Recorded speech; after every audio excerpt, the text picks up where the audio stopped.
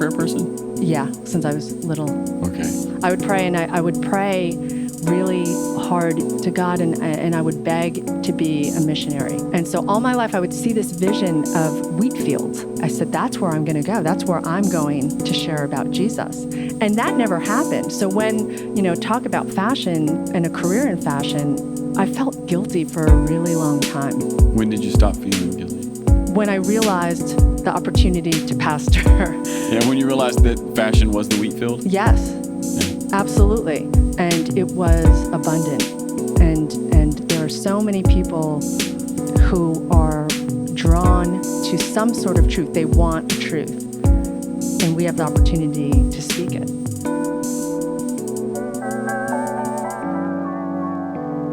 The Ferment. Welcome to Season 2 of the Ferment podcast, conversations about worship and transformation. Today's guest is Lauri Varieur. Lauri is the former vice president of creative visual for the fashion brands BCBGMAXAZRIA and Donna, Karan. She's also the co-lead pastor of the Vineyard in Fullerton, California, along with her husband, Wade.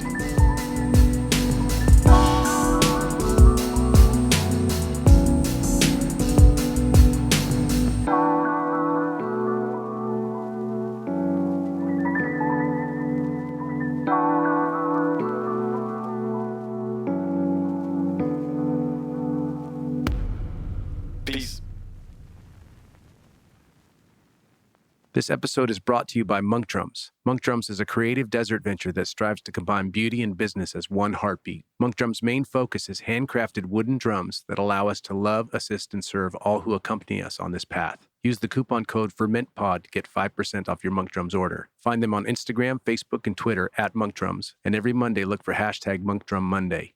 Speaking from personal experience, Monk Drums are wonderfully crafted and they sound amazing. They blend the best traits of both the djembe and the cajon, and I found them to be incredibly versatile in both the live and studio environment. Check them out at monkdrums.com. This episode is brought to you by our friends at Worshipteam.com. Worshipteam.com comes preloaded with over 12,000 songs, with new songs being added all the time. Hillsong, Bethel, Vineyard, Six Steps, Jesus Culture, just to name a few. Service building with Worship Team is a snap, and all the songs are completely legal and licensed. You can also find them on social media, Facebook at worshipteam.com, Twitter at worshipteam, Instagram at worshipteam_WT. Visit them at worshipteam.com for a free trial today. Complete worship planning with thousands of songs, easy interface, mobile apps, and legal rights for your church. All you need in one place, worshipteam.com. Hey, Lauri. Hey, What's up with this rain in California? I'm loving it. We need more rain. Rain. After it rains, the smell and the green that comes out. So I see it as life. I see it as like just, restoring the earth. I get that. But what I'm getting at is I'm a Kentucky boy. You brought it. And I came to California not to be rained on. Well, you can always go and do as the Californians do and get a spray tan. That's right. I'm gonna pass on that. Yep. Okay. Yep. And in an hour of plastic surgery. I'm gonna pass on that as well. Okay, good. But I'll leave that to you Californians. But I did want to comment and say, this is odd. It's lovely. Oh, this morning I was on my way to the gym with Torrential. Casey. And of course, CrossFit? Yeah, I was on my way. Wow, big surprise. I didn't know he was into that. That's right. I was on my way to the gym with Casey this morning, and of course it was pouring down rain, and I saw a guy, he completely spun out in his car and almost hit a telephone pole. So I've already had crazy driving experiences. Here's the thing. In California, they don't know how to drive when it rains. They don't use their windshield wipers, and they don't use their blinkers. So, and they wonder why. Duly noted. Or road rage is rampant because, they're all everywhere. Duly noted. Well, anyway, I'm glad to be in your house. I'm glad to be hanging out with you. You're one of my favorite people that I never get to talk to. And here's why I was stoked to have this conversation with you. Because I know that you are one of these people, these pastor people. I'm using air quotes right now. You're one of these pastor people. You've planted a church with your husband. Yes. But you have historically worked in high-end fashion. And so you kind of have a foot in two worlds that, at least in my mind, the Venn diagrams don't always overlap. And so I was just, that's just super intriguing. I was hoping maybe we could dig into that. Yeah. Well, they don't, I guess, traditionally overlap, but people use the word bivocational, my husband and I work because we want to still be a part of what's happening in the world. That's right. And we love gathering on the weekend. We love it. It's a part of this whole planting journey. Yeah. But it is also, who are we in our everyday, right? Yeah. Who are we at home? Who are we when we're at work? Who are we as parents? Who are we? I think all of that makes us better pastors. Yeah. And that's not to say if you're a full-time pastor, you don't have that. But when you're a part of the fabric of the culture and what's happening, it gives you fuel to speak to it on the weekend when we gather. I know, at least for me, I've almost always had another job, some other thing I was doing. And so I just really resonate with that as well. Well, I guess before we get into that, we should just do some personal history because people don't know who you are. So They don't? What do you mean? Where are you from? I'm from New York. Okay. We're Greenwich New York. Village. Okay. And lived down the street from Bob Dylan's old flat and Steve McQueen's. And I lived above the famous Mexican restaurant. I don't recommend you eat there. I know too much.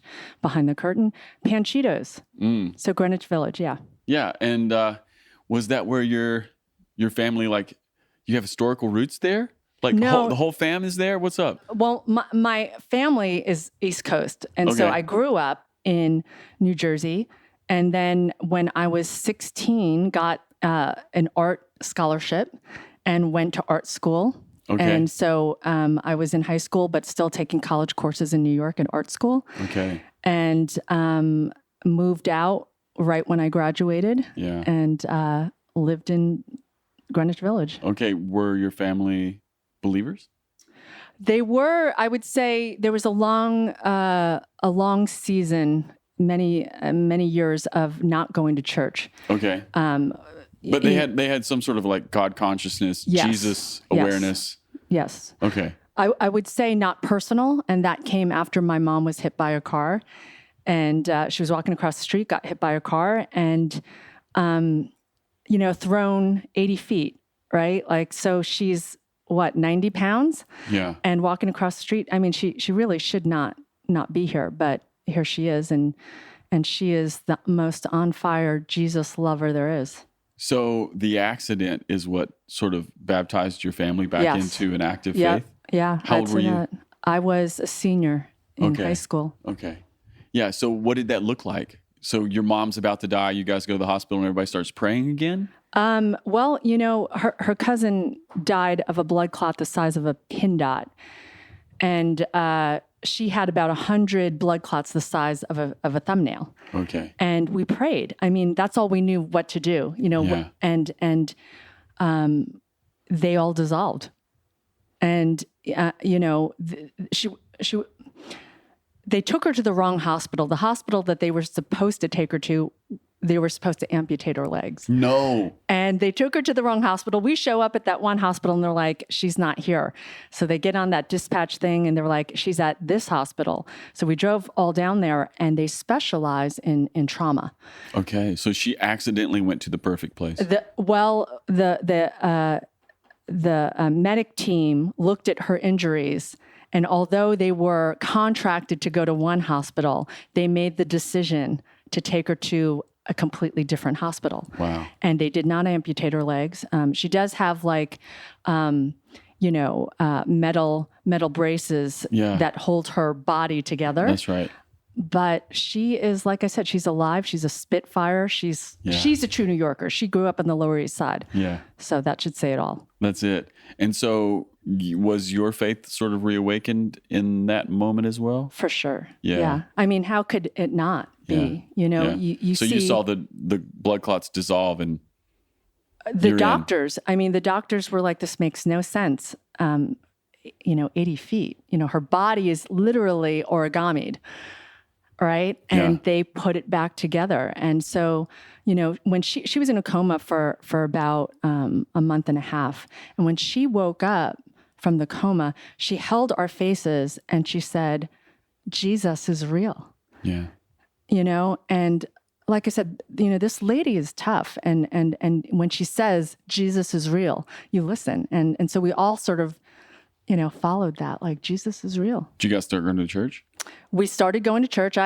That's how I stumbled upon the Manhattan Vineyard, where I met Mike and Shar Tergiano. Got it.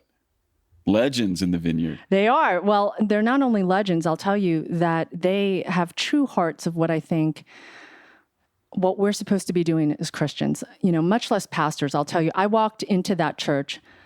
My dress was too short. My dress was see-through. I was living a wild life. And a lot of people gave them heat and said, get this girl out of here. Yeah.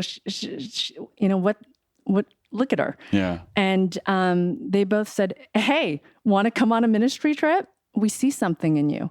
And I think they brought me along on every single ministry trip that they went on, internationally and nationally. Okay, and what were you thinking when you went on these trips? It was a tipping point for me, because you see that in me.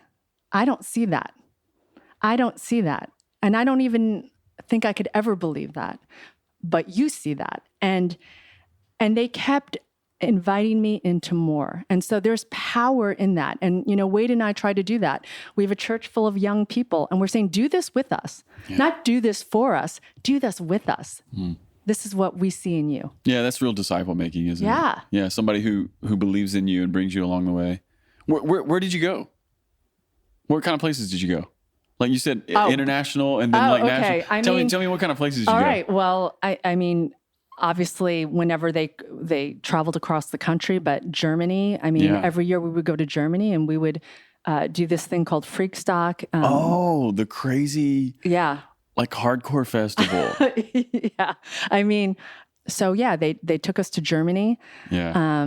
Wade was with me on one of those trips, and Darren, and it was just, seeing these people who ex-prostitutes, ex-heroin addicts, people who are searching, right? Yeah.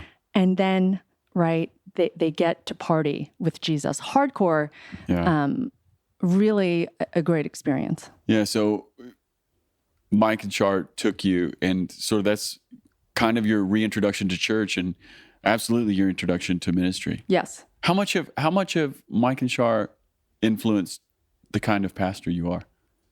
I mean, I will say they are the influence, other than, obviously Jesus, but, and my husband now. I mean, Wade, I learn from Wade every Saturday, man, the way he deconstructs things.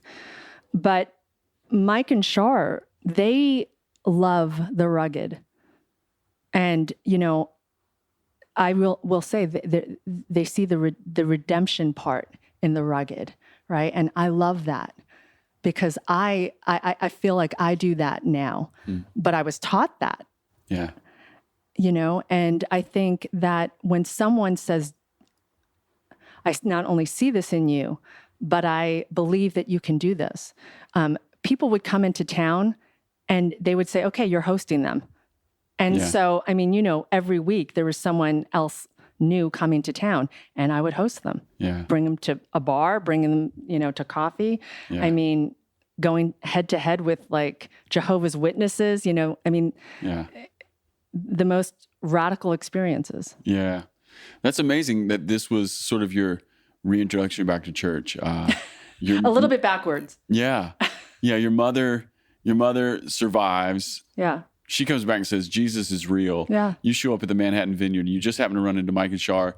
They take you all over the world. Yeah. And they're basically, just by being around them, they're cultivating kind of a pastor call. That's what I hear. Yeah. Or that pastoring side, or a particular style of reaching out to people, and it stayed with you. That's what's kind of amazing. Well, that's the part that I really have to highlight, is that so many people came at them, because I don't want to say they didn't see it. They were seeing the rugged parts of me, the parts that I'll say it, unlovable, the hard parts, the sharp edges. And they were saying, this one?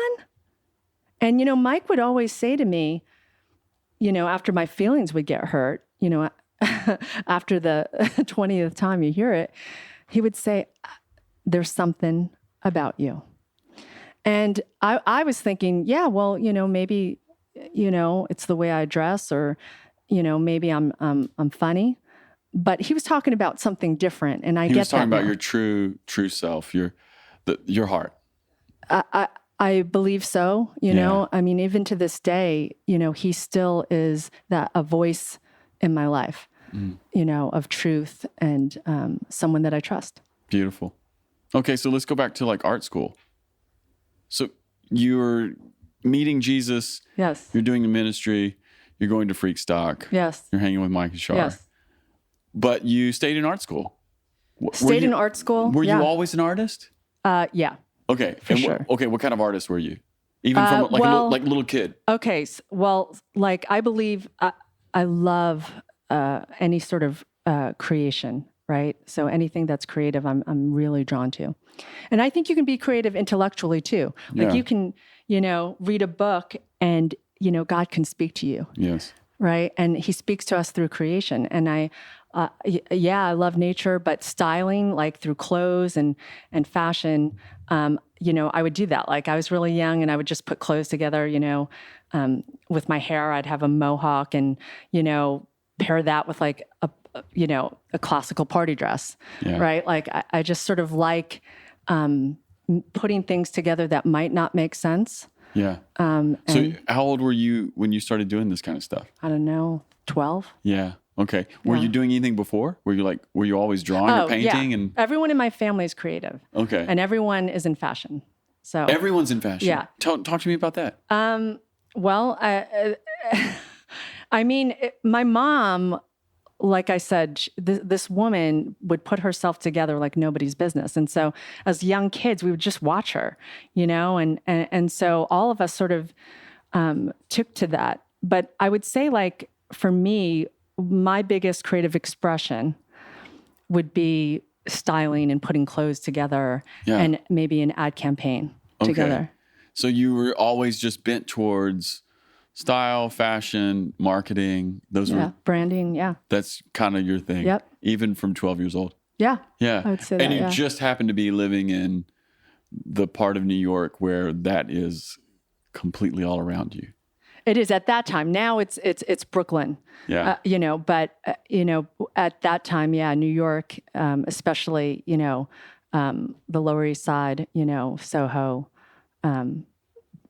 downtown. How much of that New York influence has stayed with you creatively? I think it will always stay with you. Yeah. I think, you have to, wherever you are, you have to look at things and adjust and have eyes and lenses for, God's creation. So it really is, up to us not to dull those senses. Yeah. So I think it will always be with me wherever I am. Okay. So you were in a creative and fashion family and you went to art school, you met Jesus. Did you go to college for this kind of thing? Yep. Okay. Yep. Where'd you go? I went to SVA, School of Visual Arts, and FIT, Fashion Institute. Okay. And then what is your degree? Oh, just actually in advertising design and fine arts. Got it. So it wasn't fashion because for me, fashion is like really personal. Okay. And so I happened to end up there for my career, but I really am into art. I love art history. I love modern art.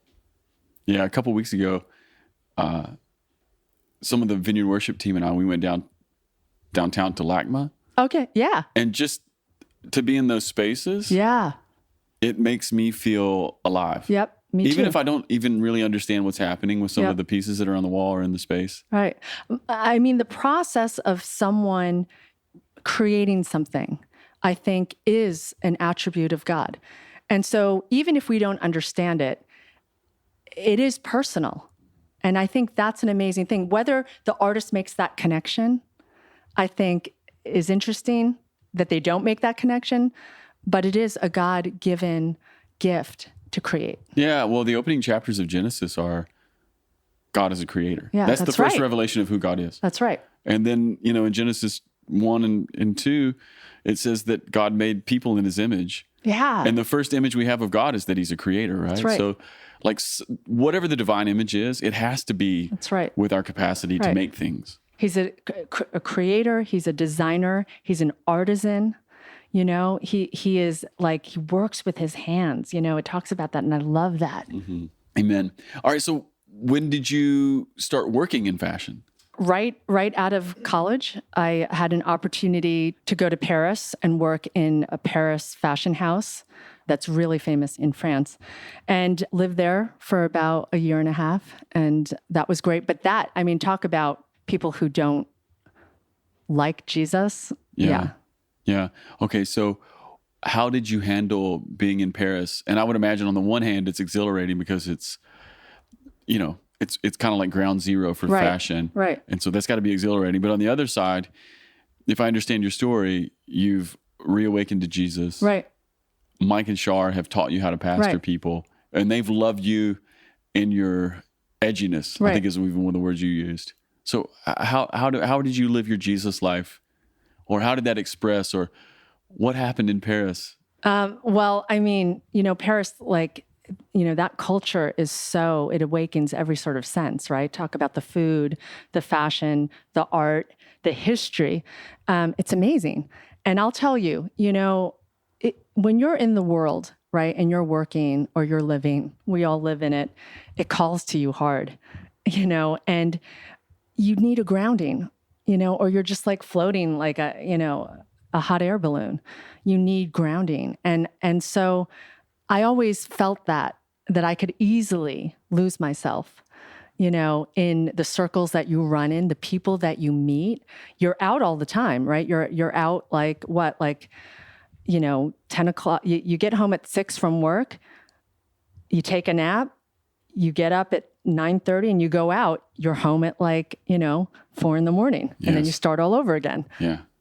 Yeah. So Paris exposed you to the ways in which the world can call to you. Yeah. But your faith was a source of grounding. Is that what I'm hearing? For sure. Yeah. I mean, I don't think that, I think I would still be floating in that hot air balloon, you know, if I didn't have my faith. Because like I said, the world calls to you and it is so loud. It is so attractive. It is so enticing. And the seduction, it's not people who seduce us. It's ourselves. It's the things that we see and we forget who we are.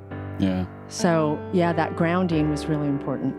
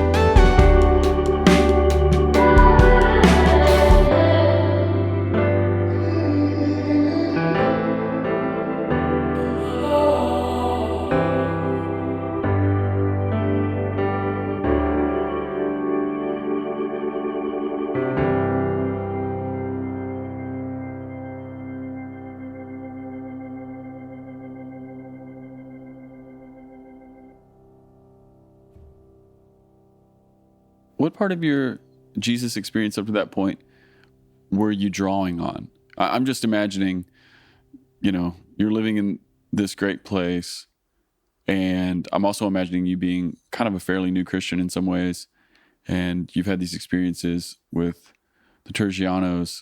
What were you kind of like drawing on to have grounding? You know, I just, the truth is, I always, like, I love to pray. Okay. So I'm praying all the time. Okay. Even now I'm praying. Yes. You just don't know it. And that communal relationship, you know, if you listen, that softness, this isn't going to make sense, that softness of voice of God is louder than the world. Yeah. Even though it's not like blaring in lights, and it's not like these like bright lights shining in your face. It is beautifully soft, and it is louder than the world. And so that's really what grounded me, was just, praying and the seeking and going, I know what I'm capable of if I don't stick close to right. God. Were you always a prayer person? Yeah, since I was little. Okay. I would pray, and I would pray really hard to God, and I would beg to be a missionary. And so all my life I would see this vision of wheat fields, and I said, that's where I'm going to go. That's where I'm going to share about Jesus. And that never happened. So when, talk about fashion and a career in fashion, I felt guilty for a really long time. When did you stop feeling guilty? When I realized the opportunity to pastor. Yeah, when you realized that fashion was the wheat field? Yes. Yeah. Absolutely. And it was abundant. And there are so many people who are drawn to some sort of truth. They want a truth. And we have the opportunity to speak it. Yeah. Isn't it interesting that you would have had a vision of wheat fields, even as a small kid, and it awakened some sort of a missionary thing in you? But isn't it interesting that oftentimes we maybe have these experiences, and I think that's God talking to you, But isn't it interesting you have these experiences, and as a kid you're getting it right, but you're also overlaying your own cultural assumptions as to what that wheat field is or how it's supposed to be. I didn't get it. I missed it. Yeah. So I wasted all this time feeling guilty and, missed the opportunities that God was bringing all these people, including the owner of this high fashion brand, in New York. And she would come to me after she would go to this guru. I don't know if I'm allowed to mention his name. His name, Deepak Chopra. Okay. And she would meet with him. And then right after, she would come to me and want to dissect what he said. And I got to refute the things that he said, and again, I think God puts us in these positions and we get to say no to them, or we get to ignore them, or we get to step into them. Okay, so part of your journey has been that the owner of the fashion house that you worked for would go see Deepak. Yeah.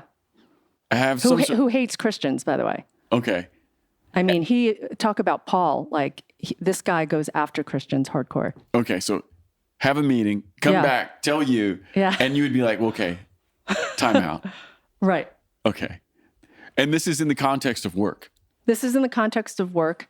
She was just one of many who they would know that I was Christian.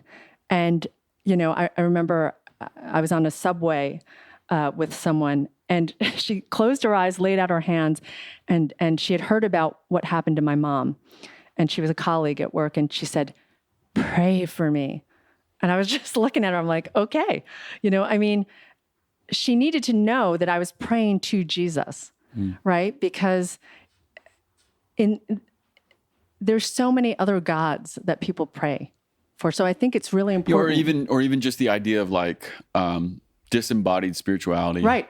Just right. Some of that stuff. Well, that's what Deepak, was speaking, pray to this crystal, pray to your own energy and create your own destiny through your own energy. Mm-hmm. Right. And obviously, my boss is a smart businesswoman, and she knows that you cannot create your own destiny without a higher power. Mm-hmm. And so who is that higher power? I get to tell her that it's Jesus. That's right. Well, and that's a part of our Christian story too, is it's not disembodied spirituality. Right. It's embodied in Jesus.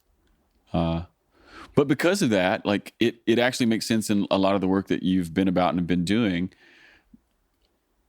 And what I'm trying to get at there is Christianity is embodied spirituality in the person of Jesus, who had a body, who lived a life, who had his own work, who made tables or Right. did whatever he did with his father in the carpentry shop, right? So there's this overlapping of spirit and matter.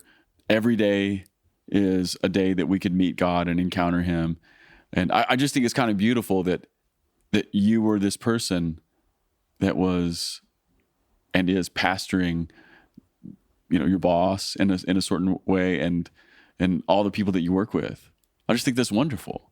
Well, I don't think that there should ever be like a line, right? That goes like, okay, this is my tent making, right? And then I go into the holy huddle, right? And it's two separate things, right? Like it should flow, right? If Jesus, right, the Holy Spirit is flowing through us, it's at every moment. We don't turn that off. The frequency should be literally set, right? Yeah. And wherever we go, right? So Trader Joe's, right? They should know us, right? Like dropping everything, like I'm going to pray for you.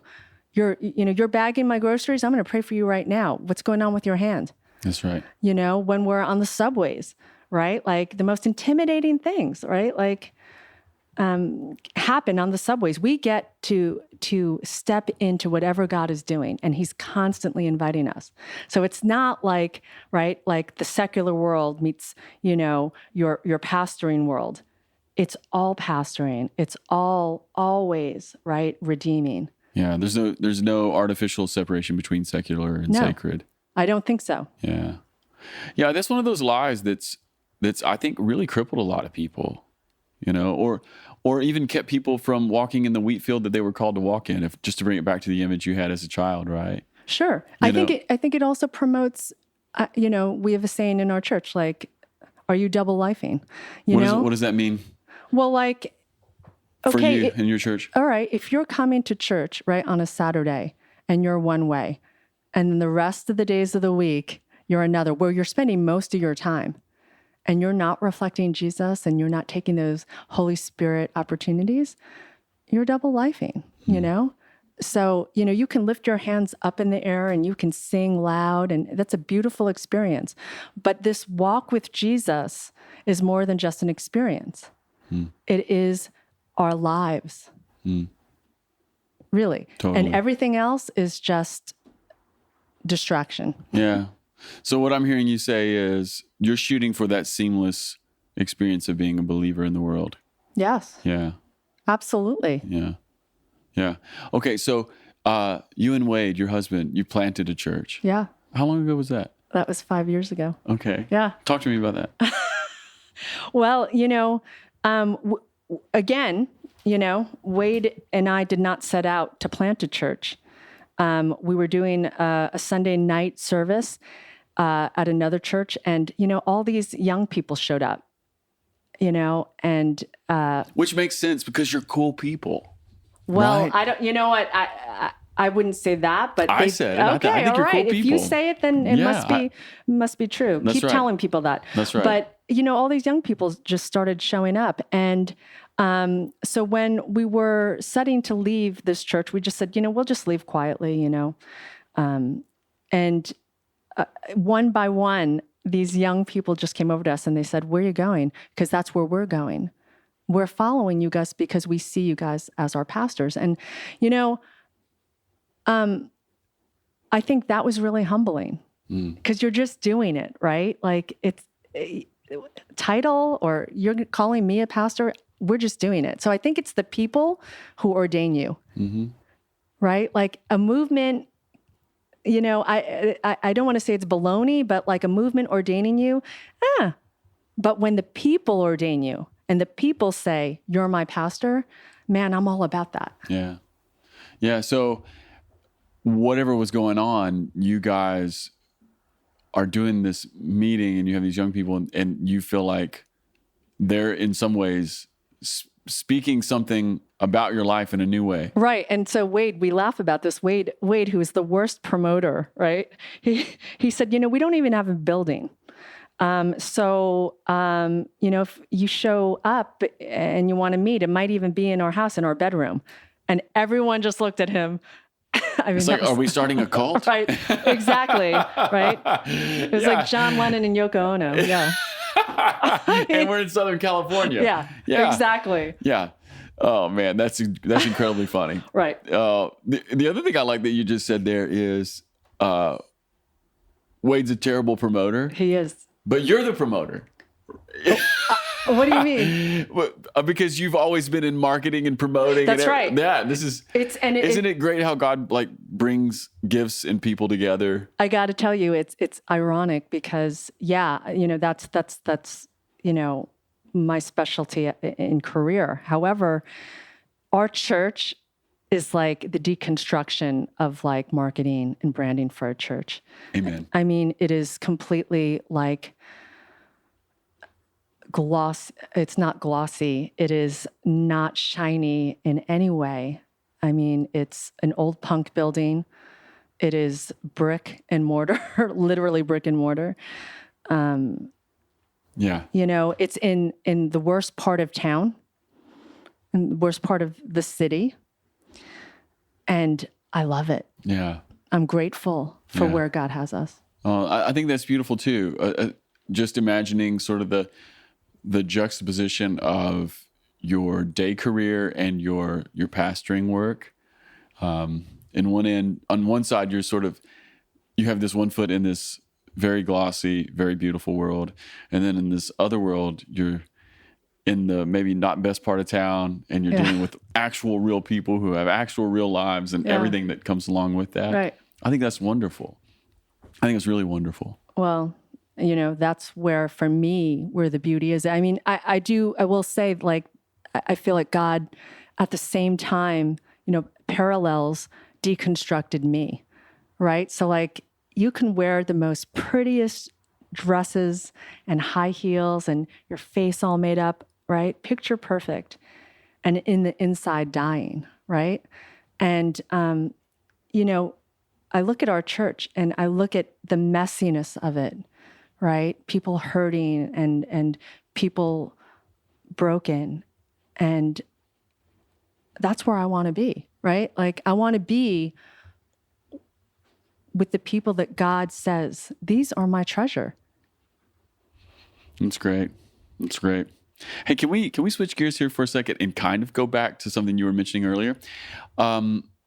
I want to talk to you about pastoring where you work and just sort of maybe how you navigate some of that.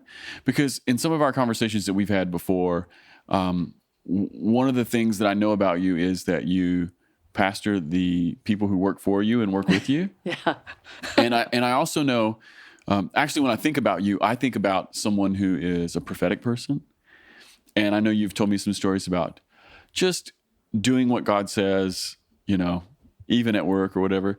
So I was wondering if you could just share with us for a minute or two. Talk to me about like pastoring your employees or your associates, or how to have a pastor heart at the office and in like kind of a professional environment. Because like you were saying earlier, there is no divide between sacred and secular.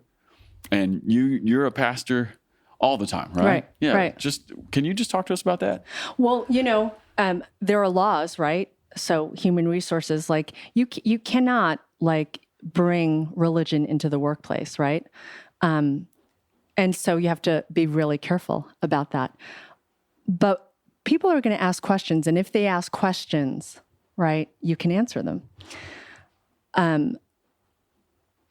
In my work environment, again, I don't ever think that there should be separation of who you really are, right? So if you have integrity at home, you should have it at work. If you have integrity at church, you should have it also at work. And, I believe slow kingdom coming, right? So you get to know people relationally when you allow them to know really who you are. And so the people that worked for me, again, for years and years, I mean, like over a decade, I had the same team that was with me. And they had come to know that we planted a church. What's interesting... Was that a surprise to them? No. No, because they already knew who you were. They knew who I was. And, I'll say this. I would get to work, and then an hour of my morning time would be blocked out. And that would be a time where anyone on my team can come in and receive prayer. or counsel. Yeah. And it was always filled. I mean, that part of my schedule was always filled. And, sometimes it was navigating life. Yeah. Sometimes it was, I don't know what I'm doing with my life. Yeah. And a lot of time it was prayer. It's amazing. Okay, so you're saying in your calendar, you had an hour always scheduled, marked out, and just so that someone who worked with you or for you could come and just be with you, and Yes. we could just do whatever it needed to be done. Yes, every day. Man, that's pastoring. That is so pastoring. Some would call it that, and some would just say, I'm meeting with my boss. Yes. But they all knew that I was a follower of Jesus. Yeah. And we had a gathering when Wade and I were being ordained by Mike and Shar. My team came and they bought all the food, and they showed up. And, that spoke such volumes to me, because they were publicly saying, we see you. And yes, we're ordaining you as not just our boss, but also as our pastor. And, that group that worked for me also were the biggest contributors financially to our outreaches. I mean, we would have, fundraisers, and they were the most generous. How beautiful. How beautiful. That's great. I love that. I love the idea of what you were sharing, especially when I first asked you this question. Maybe human resources and maybe the laws that sort of govern us say, you can't bring overt religious pressure into the work environment, which makes sense. I get that. I get that. Really, Christian is the only one that is actually defined. Any other, whether it's spirituality or any other faiths are more accepted. But you bring Jesus in, and there's, you're going to get called into, HR.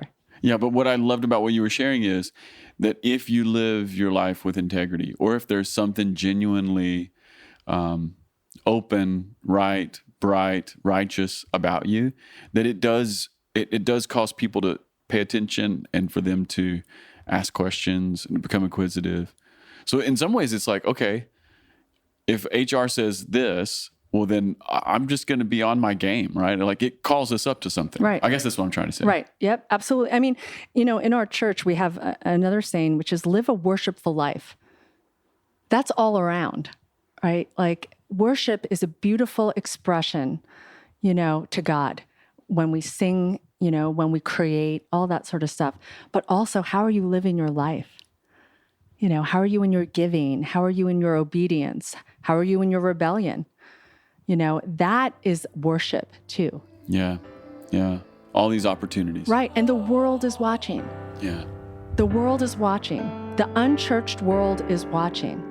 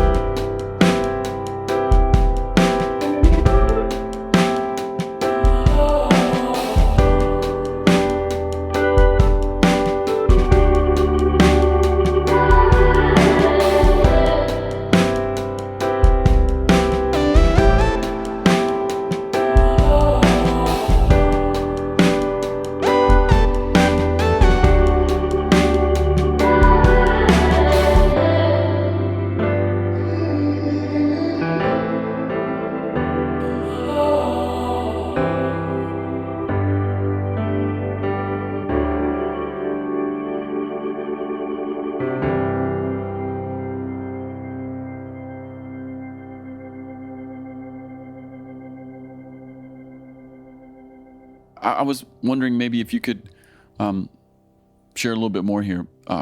There's probably a lot of people who listen to this podcast who are school teachers. I love that because my husband's a teacher. Oh, yeah, that's right. Wade is. I'm his biggest fan. That's right. But there's all kinds of people. There's not, this podcast is not just pastors and worship leaders. It's moms and dads, it's school teachers, it's people who are owning businesses, people who are working at businesses. And who love Jesus, where would you tell them to maybe start? What's something you'd like to share with them beyond what we've even just talked about up to this point? I mean, I met with someone yesterday who asked me that exact thing. Okay. Where do I start? And she said, how do you hear God? And this is the most wonderful thing. This is the good news, that God speaks to us in our own language, right? So if you're a mom and you're with your kids, he speaks to you in that way, specific in that context. If you're at work and you're a career person, the same thing. If you're a mechanic, whatever it is that you are, he speaks to us personally. And so I always invite people to say, listen, because if you're really in a posture of listening and that posture of wanting to hear him, you'll hear him. Yeah, you're going back to that prayer thing you mentioned way earlier, aren't you? Yeah, it should flow. It should be this constant flow, like earbuds in our ears, constantly listening and responding. Not just listening, responding and asking. Yeah. Okay, so maybe one more question here. There's probably some people who are listening to the podcast who are called by Jesus. They're disciples. They've given their life to God. They are faithful. And at the same time, maybe their interests and their skills are maybe not church stuff, Maybe that image of that you had when you were a kid really resonates. Like there's a wheat field, But maybe they're waking up to the fact that the wheat field is not going to be necessarily Sunday morning. Maybe it's going to be art or creativity, or maybe it's going to be go get their PhD or something. What would you like to say to people who are maybe struggling to discern their wheat field or struggling to feel permission? Yeah. Well, that's a really good question, because I think that God has purposes for our lives, and we can easily miss it because we have an idea of what that should look like.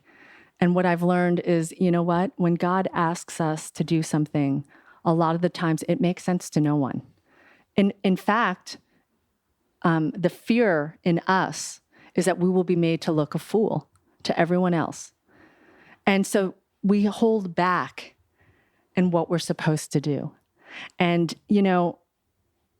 I've learned that when God asks us, even if it doesn't make sense to the world, and even if it doesn't make sense to us, and there's a bit of fear, I've learned to walk and step into that fear, because God will always amaze me with what he's already planned. A little bit of what I hear you saying is sometimes we think of fear as telling us where not to go. Right. But I kind of hear you saying maybe sometimes fear is the direction you should head. Right. Not obviously not, all the time, but if we're communing with God, right, and we're praying and we're seeking and we're saying, okay, Lord, I'm going to submit this to your will. I'm going to submit my future to your will. Yeah. This is what I'm telling my girls now, both my teenage daughters, is you want his will. Trust me, you don't want your own, because you're going to step in a whole big pile of dog do. But if you want his will, it's going to be right. It's going to be right for your life.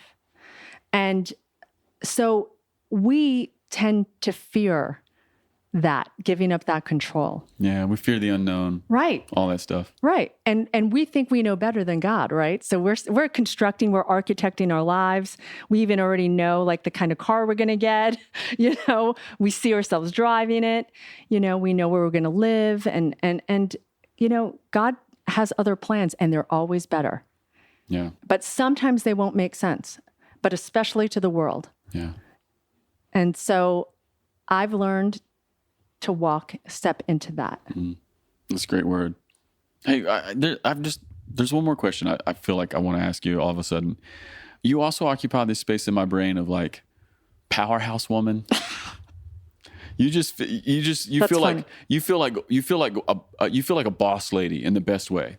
Is there anything you'd like to say to some of the maybe younger girls who are listening to us right now? And I don't know. I'm just imagining some of the younger girls who are probably even being invited by God to do some things. I would love for you to speak to some of those, maybe even in some of the ways that you're speaking to your own daughters. Yeah. I don't see myself in that way. So it's funny to hear that. Like I actually see myself as someone who has been completely obliterated by God, like really deconstructed, So I see myself actually someone who's just learning every day. But I will say this, that I tell my daughters and I tell all of their friends who occupy our house, and they hang here, and they're seeking and they don't see themselves the way God sees them. In fact, they hate themselves. They pick themselves apart so easily, and, I do think, the disease of social media has a lot to do with it, body image and self-image. And I always say that God has something for you. And he has purpose for your life. And he'll speak to you about what that is. And a big thing is not to settle for what is right in front of them and the easiest road. And it's that. It's really accepting who they are in Jesus and accepting his love, because most of them don't like themselves. Yeah. Yeah. It's interesting how some of social media has made that more difficult, because we can just constantly compare ourselves to things that are probably not even real. Right. And it's ironic. That's what I do. That's part of what I do is, for branding and marketing. And, and at the same time, I want to have nothing to do with it, because it really is about, programming people to believe one thing. And it's never the truth. Yeah. It's all bells and whistles, smoke and mirrors. And, we really could use that tool for something that's greater and for something that's very, very good. But for the most part, most people want to be seduced.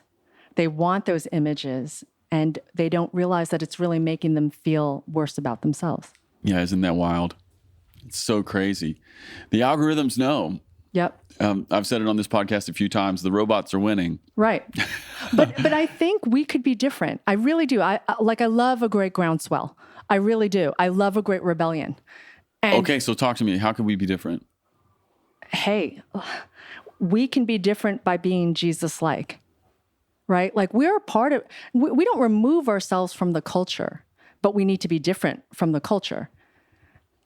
And, some people say, well, that's not easy. Like we're inundated by all these images and influences. We are the influencers because we have the influencer. And I truly believe that truth, right? Gospel truth, biblical truth, people want that. So, sugarcoating it and watering it down, that doesn't work. It doesn't work. Putting a big red ribbon on something, trying to sell people. Just be who Jesus has created you to be. That's great. Just be who Jesus has created you to be. Love it.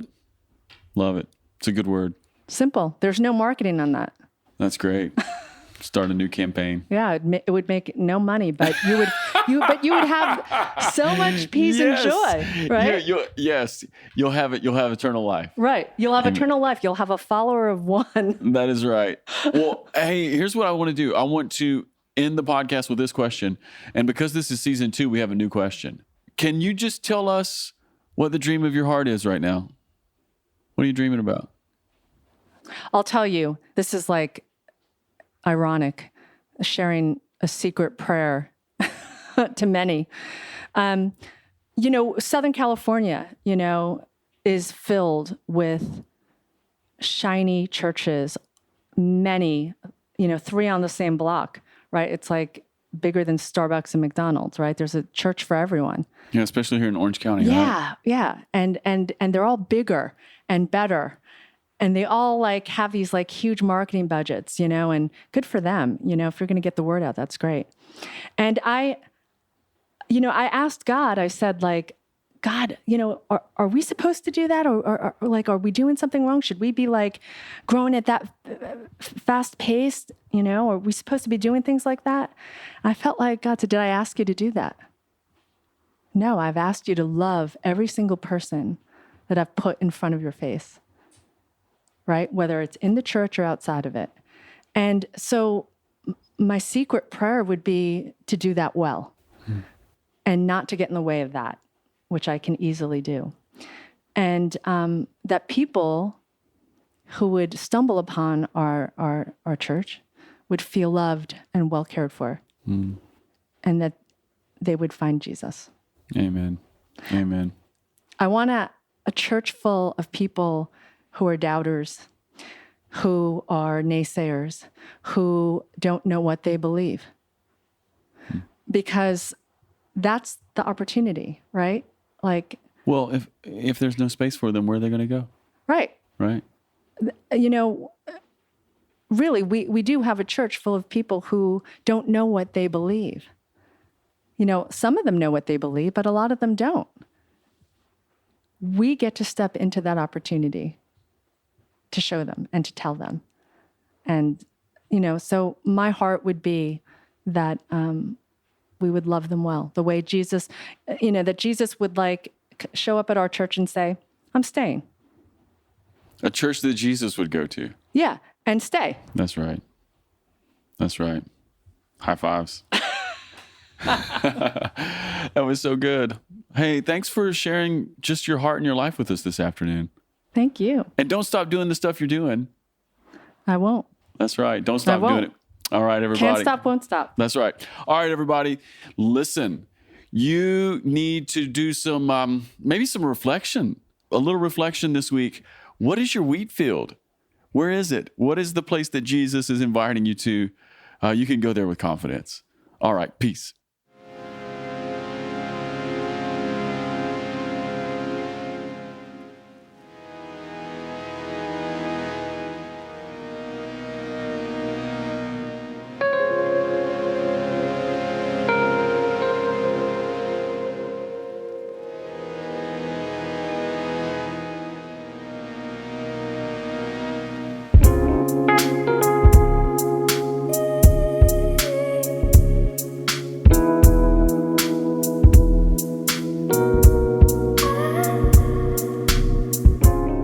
Casey Coram here, producer of the Ferment podcast. Thanks for listening. I just wanted to remind you about our Sing Together conference in Nashville, Tennessee from March 26th through 28th. It's going to be a great time and we hope to see you there. For more information, go to vineyardworship.com. All right, people. See you next time. Peace.